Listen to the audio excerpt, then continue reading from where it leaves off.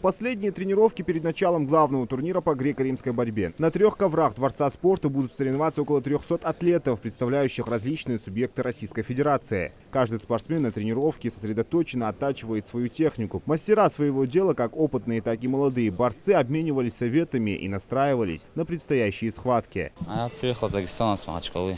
Сейчас чемпионат первенства России 24 лет. Заряжен на первое место.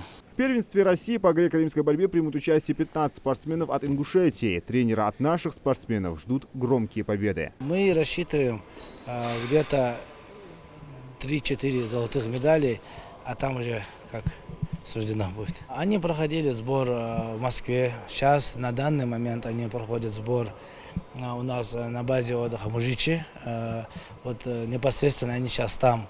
И завтра будем здесь уже бороться. Пока спортсмены готовятся к завтрашнему выходу, сотрудники Дворца спорта проводят последние приготовления. Сцены, ковры и трибуны развернуты. Осталось подключить оборудование и проверить его работоспособность. Наряду с ними и сотрудники национальной телерадиокомпании «Магаз» готовятся к прямой трансляции. За первенством России смогут понаблюдать наши телезрители. Для нас, в принципе, это не первый раз. Мы готовы, приехали, расставили, определили точки по камерам.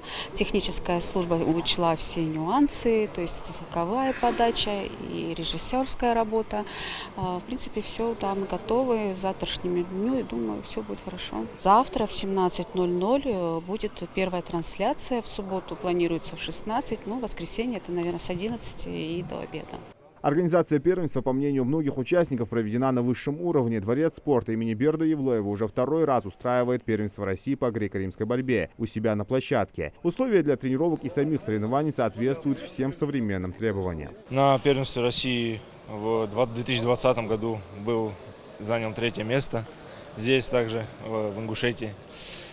Можно сказать, это для меня такое счастливое тоже место. Все отлично, нас прекрасно встретили, прекрасная гостиница, отлично мы доехали. Организация, как всегда, тут на высшем уровне, тут можно спокойно проводить соревнования не только всероссийского, но и международного уровня. Важность этого турнира не только в выявлении сильнейших борцов, но и в сохранении памяти о герое России Алихане Калиматове, чья жизнь и подвиги вдохновляют молодежь на достижение высоких целей. Церемония открытия пройдет 26 апреля. Ожидается, что она станет ярким событием, объединившим спортсменов и болельщиков. Я думаю, за 300 человек будет точно. Это 10 весовых категорий у нас в этом возрасте. Взвешивание у нас проводится накануне соревнований завтра в 8 утра.